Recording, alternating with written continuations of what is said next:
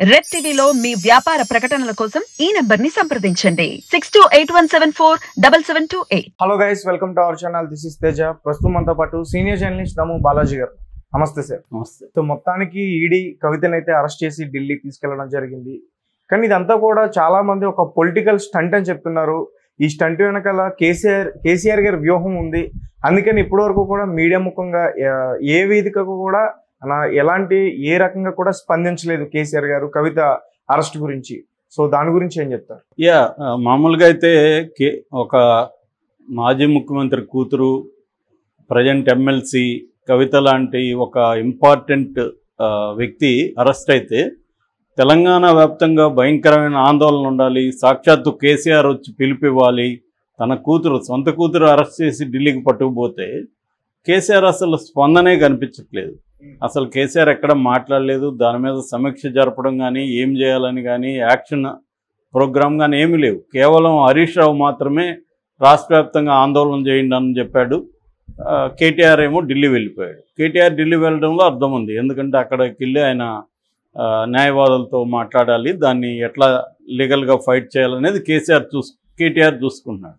ఇక్కడ కేసీఆర్ ఎందుకు సైలెంట్గా ఉన్నాడు అనేది చాలామంది సోషల్ మీడియాలో పోస్టులు పెడుతున్నారు.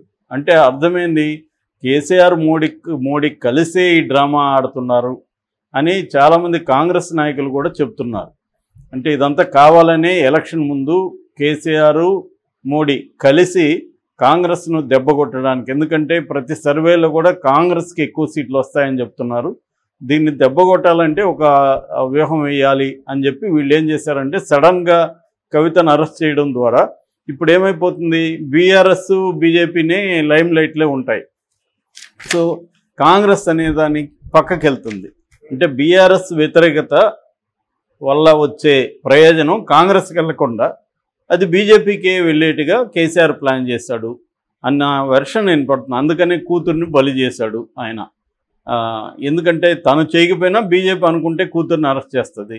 దాని బదులు మనమే ఆఫర్ ఇచ్చామనుకో, సో కనీసం మనకి రాజకీయంగా బెటర్గా ఉంటుంది. రెండోది ఏంటంటే ఇది ఓన్లీ కవితతో ఎండ్ అయ్యే వ్యవహారం కాదు, ఇది మళ్ళీ కేసీఆర్కి కూడా చుట్టుకుంటుంది. కేసీఆర్కి ఆల్రెడీ కాళేశ్వరం కేసు కావచ్చు, ఫోన్ ట్యాంపరింగ్ కేసు కావచ్చు, మన ఎలక్ట్రిసిటీలో జరిగిన అక్రమాలు కావచ్చు, ఇలాంటి అనేక కేసులు రెడీగా ఉన్నాయి. ఈ కేసుల్లో మళ్ళీ రేపు సిబిఐ ఈడీనే రంగంలోకి దిగుతుంది. సో అందువల్ల మోడీతో కాంప్రమైజ్ అయ్యి మోడీతో కాళ్ల బేరాన్ని కేసీఆర్ వెళ్ళాడని, చంద్రబాబును ఆదర్శంగా తీసుకున్నాడు కేసీఆర్ ఈ విషయంలోని. ఎందుకంటే చంద్రబాబు కూడా 2014లో మోడీతో కలిశాడు, మళ్ళీ 2018లో మోడీ నుంచి బయటకు వచ్చి పోరాటం చేశాడు. ఫలితంగా అతనికి ఏమైంది, చివరికి జైలుకి పోవాల్సి వచ్చింది. అదే మోడీతో విడిపోకుండా ఉంటే ఆయన జైలుకి పోయే పరిస్థితి ఉండదు. ఎందుకంటే జగన్ విషయంలో ఏమవుతుంది, 18 కేసులు ఉన్నాయి జగన్ మీద. సో 11 కేసులు సిబిఐ, 7 కేసులు ఈడీ ఉన్నాయి. అన్ని కేసులుండి కూడా 10 ఏళ్లుగా బెయిల్ మీద ఎలా ఉండగలుగుతున్నాడు? ఓన్లీ బికాస్ ఆఫ్ మోడీనే. మోడీతో ఉంటే నువ్వు మిస్టర్ క్లీన్ అనమాట. ఇప్పుడు అజిత్ పవార్ అన్నాడు, అతని మీద చాలా విమర్శలు చేశారు. మళ్ళీ బీజేపీతో కలిసేసరికి అజిత్ పవార్ మిస్టర్ క్లీన్ అయిపోయాడు.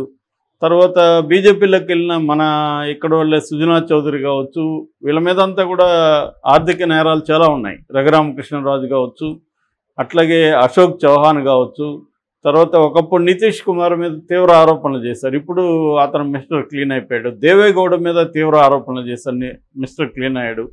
సో మోడీతో ఉంటే నువ్వు వాషింగ్ మిషన్లోకి వెళ్ళినట్టుగా, మోడీ లేకపోతే ఈడీ వస్తుంది. మోడీతో లేకపోతే మనం హేమంత్ సోరెన్ చూసాము, మొన్ననే జార్ఖండ్ సీఎం, ఆయన్ని తీసుకెళ్ళి లోపల పెట్టారు. ఇలాగా మోడీ ప్రభుత్వం ఏం చేస్తుందంటే తనకి ప్రత్యర్థులుగా ఎవరున్నా కూడా వాళ్ళని సహించట్లేదు.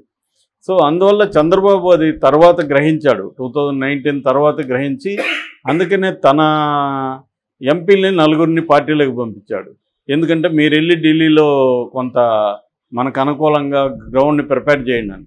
ఇప్పుడు అదే కార్యక్రమాన్ని కేసీఆర్ చేస్తున్నాడు. ఇక్కడ కేసీఆర్ తన పార్టీలో ప్రముఖులంతా కూడా బీజేపీలోకి పంపిస్తున్నాడు.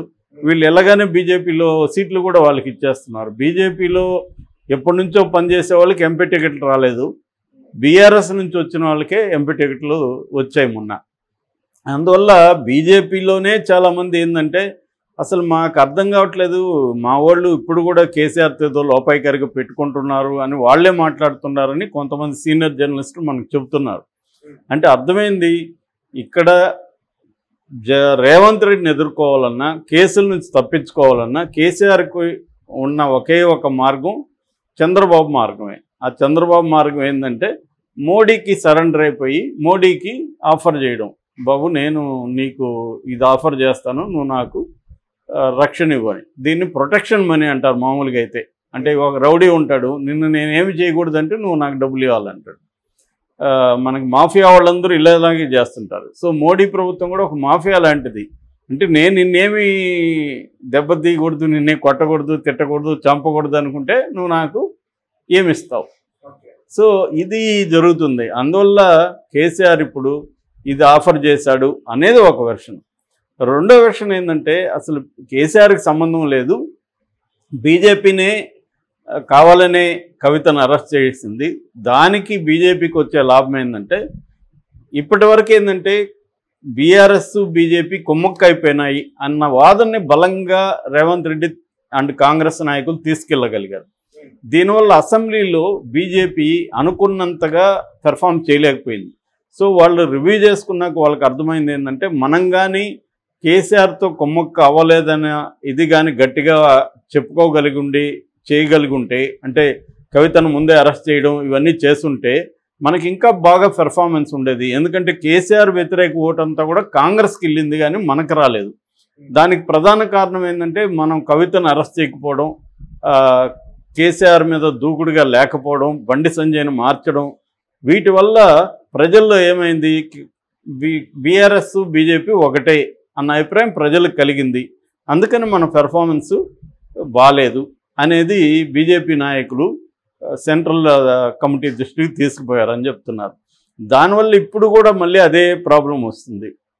యాక్చువల్గా ఓపెన్గానే పొత్తు పెట్టుకోవడానికి కూడా కేసీఆర్ ట్రై చేశాడు, ఆఫర్ చేశాడు మేము పొత్తుకు వస్తామని. బీజేపీ కూడా కొంత కన్సిడర్ చేసిందని చెప్తున్నారు బిగినింగ్లో, పొత్తు పెట్టుకుంటే మనకు ఏం ఉపయోగం ఉండొచ్చు అని. కానీ తర్వాత వాళ్ళు గ్రహించింది ఏమంటే పొత్తు పెట్టుకుంటే నష్టమే తప్ప లాభం ఎక్కువ ఉండదు. సో దానికంటే కూడా బీఆర్ఎస్ని మనం దెబ్బ కొడుతున్నాం, బీఆర్ఎస్కి పట్ల సీరియస్గా ఉన్నాం అనేది కానీ జనంలోకి వెళ్తే అప్పుడు మనకు బీఆర్ఎస్ వ్యతిరేక ఓటు కాంగ్రెస్ వైపు వెళ్లకుండా మనకే వస్తుంది అన్న అభిప్రాయంతో వాళ్ళు ఫస్ట్ స్టెప్గా మన కవిత మీద పడ్డారు. ఎందుకంటే రెడీగా ఉంది, 15 నెలలు అయింది మీద కేసు పెట్టి. సో రెడీగా ఉంది కాబట్టి ఎప్పుడైనా ఎత్తుకుపోవచ్చు. యాక్చువల్గా వీళ్ళు ఏం చెప్తున్నారు, నిన్న కేటీఆర్ సుప్రీంకోర్టులో ఇది కేసు ఉంది, సుప్రీంకోర్టు 19కి వాయిదా వేసింది, పైగా సుప్రీంకోర్టులో ఈడీ అండర్టేకింగ్ ఇచ్చింది మేము అరెస్ట్ చేయమని అనేది చెప్తున్నారు. నిజానికి సుప్రీంకోర్టులో అండర్టేకింగ్ అరెస్ట్ చేయమని చెప్పలే వాళ్ళు, మేము విచారించమని చెప్తున్నారు. సుప్రీంకోర్టులో ఏమి ఇచ్చారంటే మీరు చెప్పకుండా విచారించము, మీరు విచారణకు పిలవమన్నారు కానీ అరెస్ట్ చేయమని చెప్పలేదు. రెండోది కొన్ని వాదనలు వస్తున్నాయి. అదేంటంటే ఈవినింగ్ తర్వాత లేకపోతే అర్లీ మార్నింగ్ లోపల, అంటే నైట్ టైంలో మహిళలను అరెస్ట్ చేయకూడదు అనేది జనరల్గా ఉండే సిఆర్పిసి చెప్తుంది. కోర్టులు కూడా అనేకసార్లు చెప్పాయి. అట్లాగే వేరే రాష్ట్రం నుంచి ఇక్కడ వచ్చి అరెస్ట్ చేయాల్సి వచ్చినప్పుడు ట్రాన్సిట్ వారెంట్ ఉండాలని. కానీ అందరూ మర్చిపోయేది ఏమంటే ఇది పిఎంఎల్ఏ యాక్ట్, సిఆర్పిసి దీనికి వర్తించదు. పిఎంఎల్ఏ అనేది స్పెషల్ యాక్ట్, అది prevention of money laundering act 2022. ఆ యాక్ట్ కింద వాళ్ళకి స్పెషల్ పవర్స్ ఉంటాయి ఈడీకి. సో వాళ్ళు అర్ధరాత్రి కూడా అరెస్ట్ చేయొచ్చు వాళ్ళు. సో అటువంటి స్పెషల్ కండిషన్లో చేయొచ్చు అనే ప్రొవిజన్ కూడా సుప్రీంకోర్టు కూడా అనేకసార్లు చెప్పింది. అందుకని ఈడీకి ఇవన్నీ తెలియక కాదు, రేపు వీళ్ళు కోర్టులో ఛాలెంజ్ చేస్తారు కదా అరెస్ట్ను.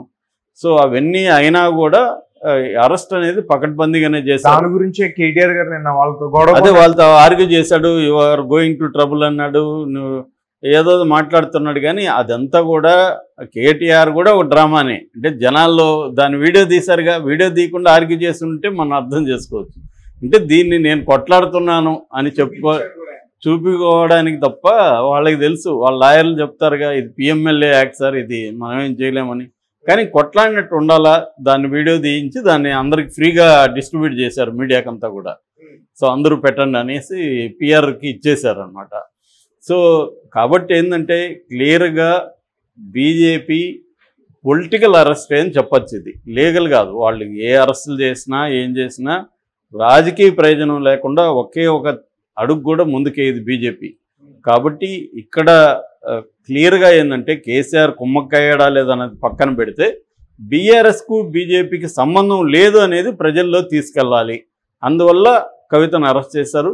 నాకు తెలిసి కవిత ఎన్నికల వరకు అయితే మినిమం బయటికి రాదు, తర్వాత కూడా ఎంతకాలం రాదో చెప్పలేము. ఎందుకంటే ఇప్పుడు మనీష్ సిసోడియా ఉప ముఖ్యమంత్రి దాదాపు 1 year నుంచి ఉన్నాడు. అట్లాగే కేజ్రీవాల్ని ఈరోజు విచారణకి వెళ్ళమని కోర్టే చెప్పేసింది. సో రౌస్ అవెన్యూ కోర్టు నువ్వు మూసుకొని విచారణకు పోరా బాబు అని చెప్పేసింది. నేను విచారణకు వెళ్తున్నాడు ఈరోజు. కాబట్టి ఇది వాళ్ళకి అవసరమైనప్పుడు అన్ని వ్యవస్థలు వాళ్ళకి అనుకూలంగా పనిచేస్తాయి బీజేపీకి.